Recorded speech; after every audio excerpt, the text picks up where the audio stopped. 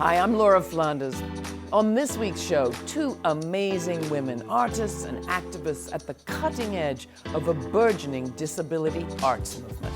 3, 2, 1, I! The idea of independence, just like the concept of normality, neither of those things really exist. Is everyone ready? Normal is constructed.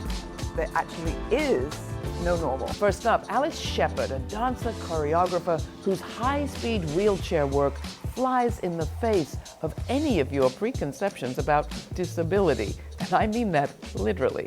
When I'm asked what happened to you, I will often reverse the question, like, what happened to you?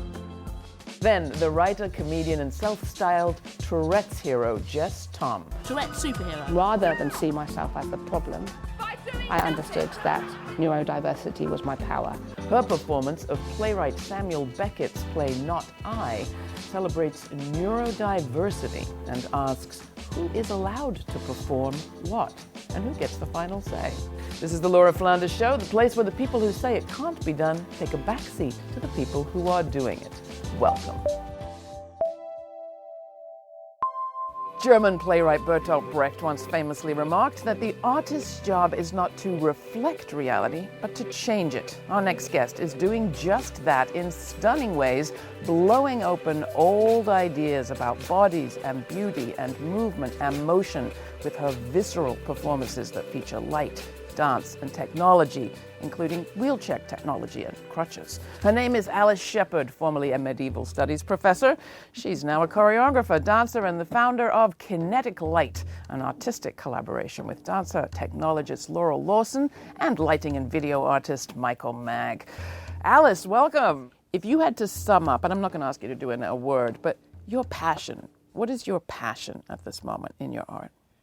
I am actually enjoying the physical experience of it. There's a moment of actual togetherness that I seek, that I experience, and I want to share with you. And that kind of wholeness it's an incredible high.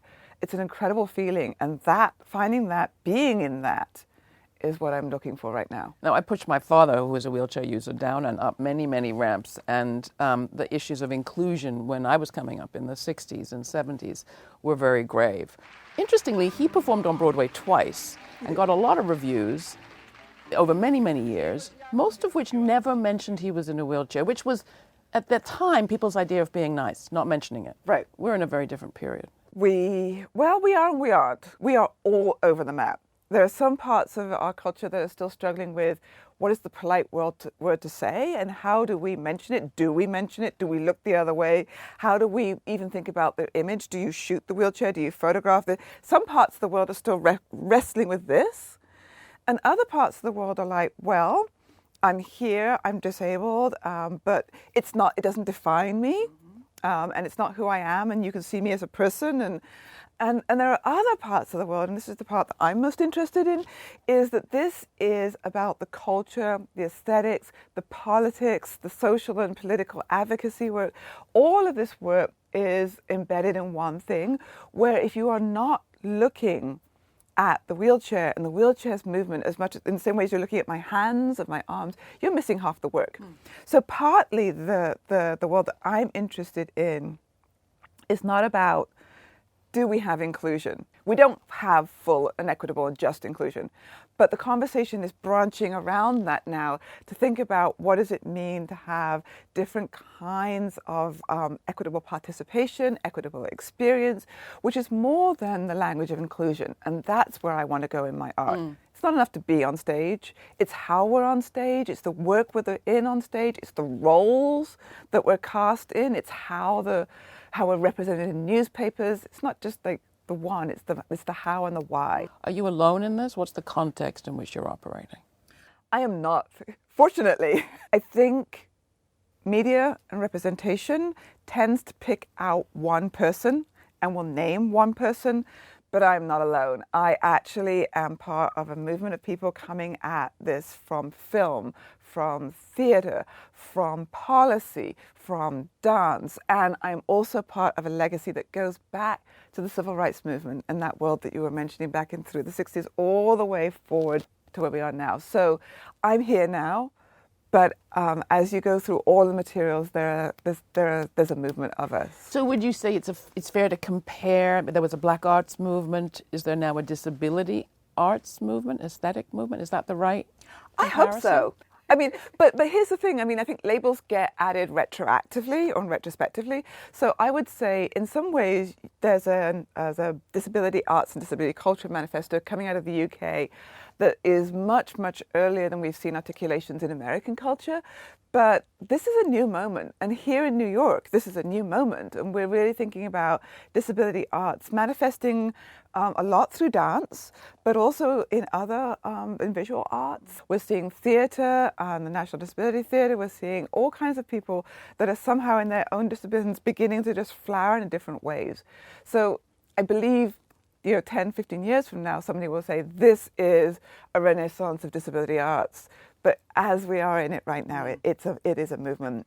So 2 questions. One is, we talk a lot on the show about the sort of insidious normal, the normal economy, the normal cruelty, the normal patriarchal relations. What's the damage that you think ideas of the normal have done when it comes to art and our bodies and motion and movement and all the stuff you think about all the time? Wow, the normal. I often say the normative, because it gets us away from the notion of normal, and helps us realize that normal is constructed, and that there actually is no normal, right? So, which is also true for all those other things. But keep going. Right. So how is it that we have this notion of normal? What does it do to us? And what does it do? And for me, I think it circumscribes what is understood as aesthetic movement, which circumscribes how people do and don't get the opportunities to be on stage. And it also circumscribes the recognition of work by disabled artists as art. So for me, I could be in the space of constantly trying to undermine, or I could just set up again and start in this different space and ask the question, not how do I undo the normative, but what is here, what is present, what can we work in and around, and what do we know?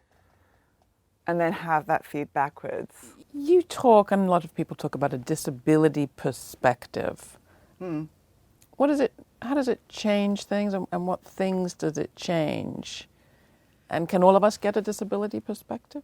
Oh, I wonder. Okay. No, I don't think you can. I don't think you can, because I think the disability perspective is something that is both a combination of how you take in the world, how you experience the world, and the research, the lived experience of being in the world, and the research and the knowledge and the interactions with traditions, so that you could that filter through your body and mind out into your daily experiences.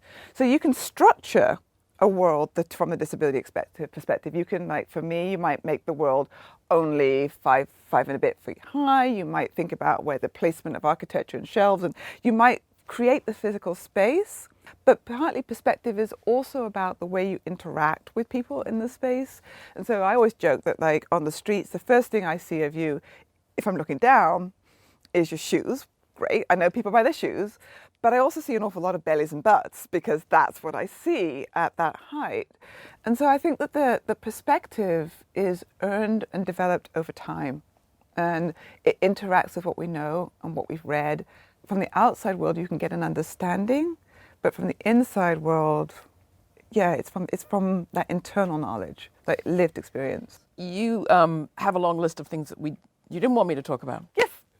Let's talk about the things we didn't want to talk about. Let's talk about why. Okay. Why is it not helpful to talk about a whole lot of things that people love to talk about when the word disability crops up?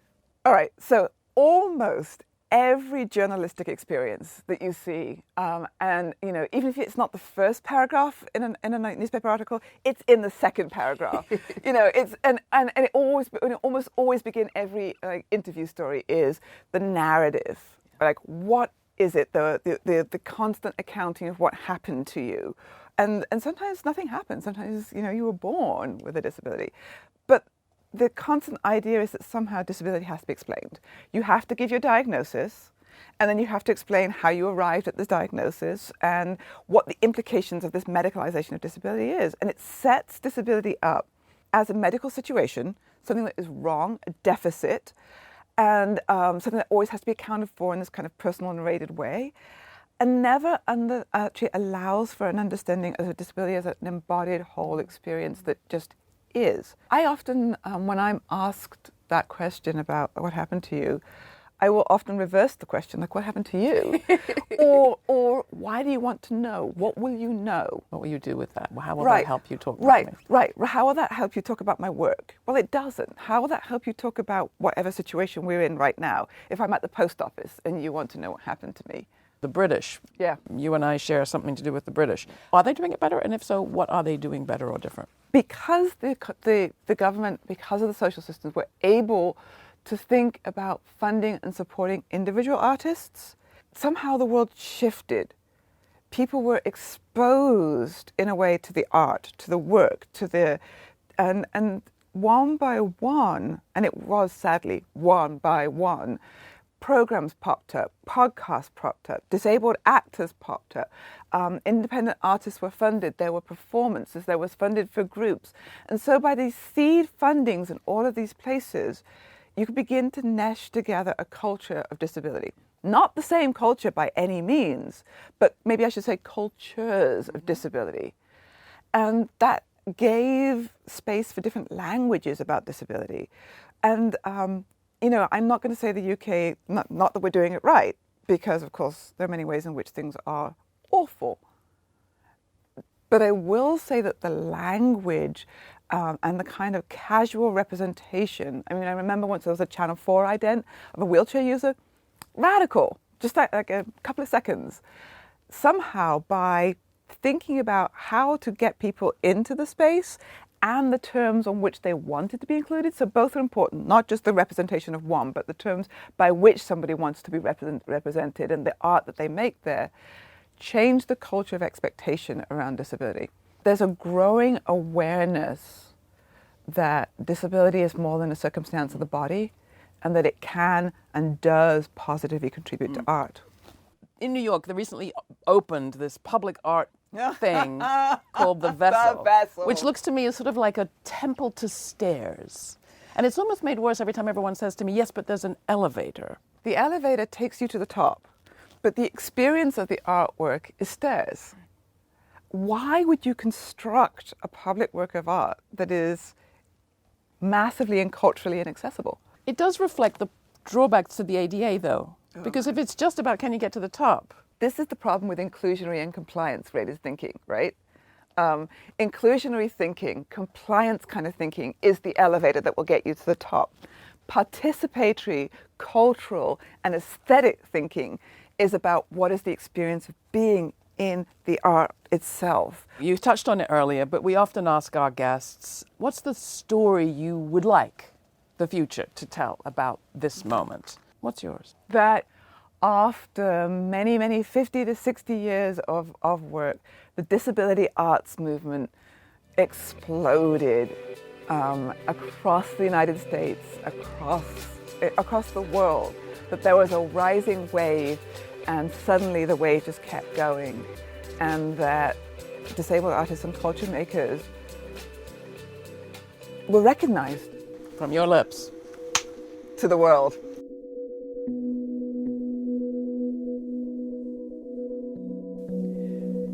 Come take a deep dive with me into this week's episode on the disability arts movement at patreon.com/The LF Show.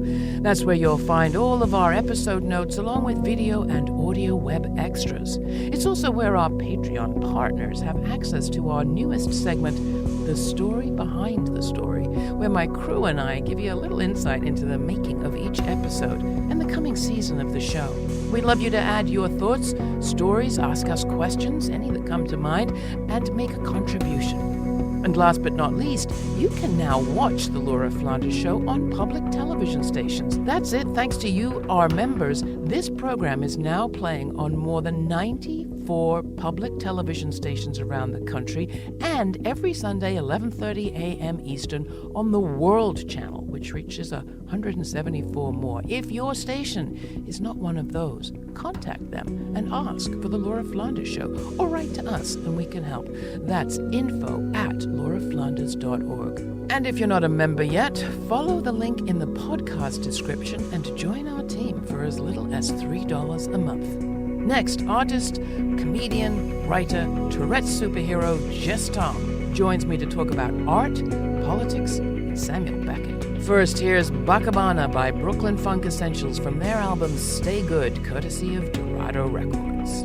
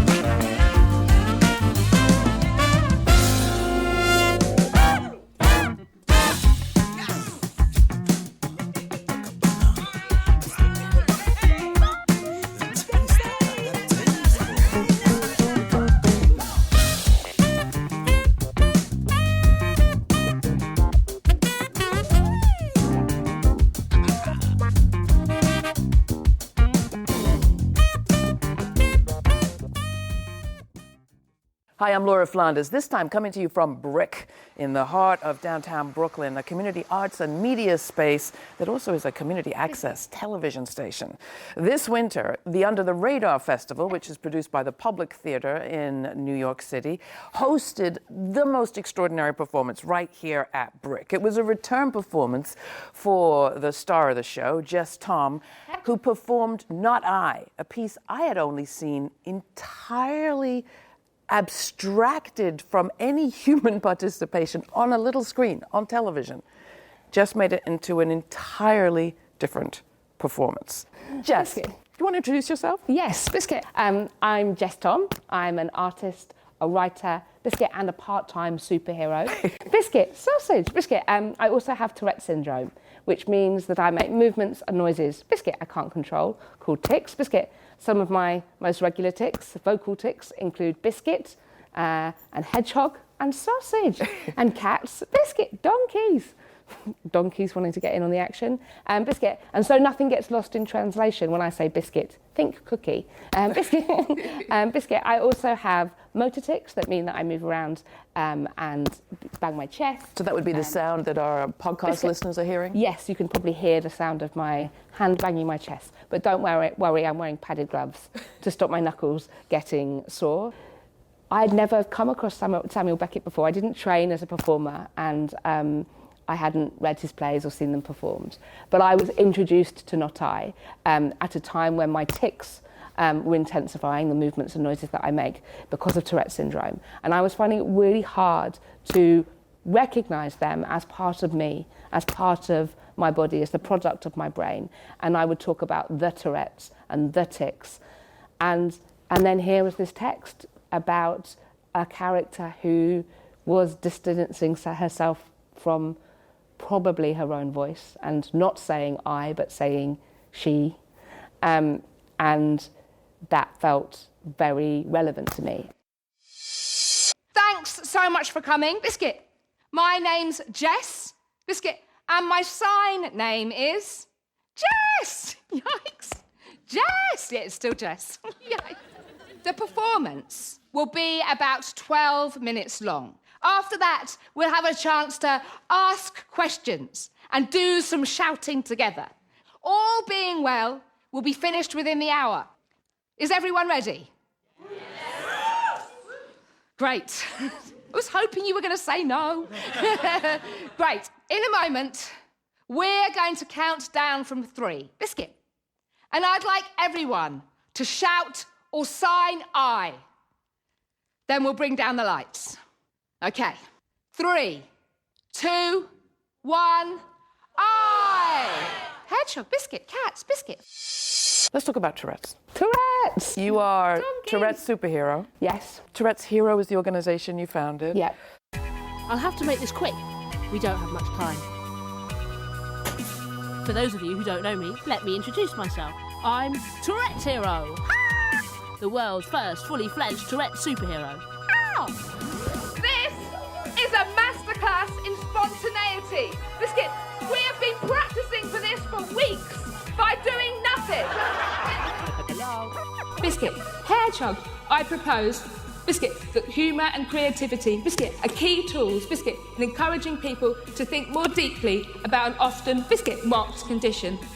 Biscuit, put simply, Biscuit, TourettesHero's mission is to change the world, one tick at a time. To begin, let's just set the context. You say you're a disabled person, but it's not your Tourette's that disables you. No, right, exactly. So I understand myself as a disabled person within the concept of something called the social model of disability. And that's a way of thinking about disability that gets away from thinking about it more medically or from a charity perspective and thinking that people need to be cured or pitied. And the only way to resolve issues of disability is to focus on the impairment that someone has. Have you always felt this way? No, that's definitely Biscuit. I've had tics since I was about 6.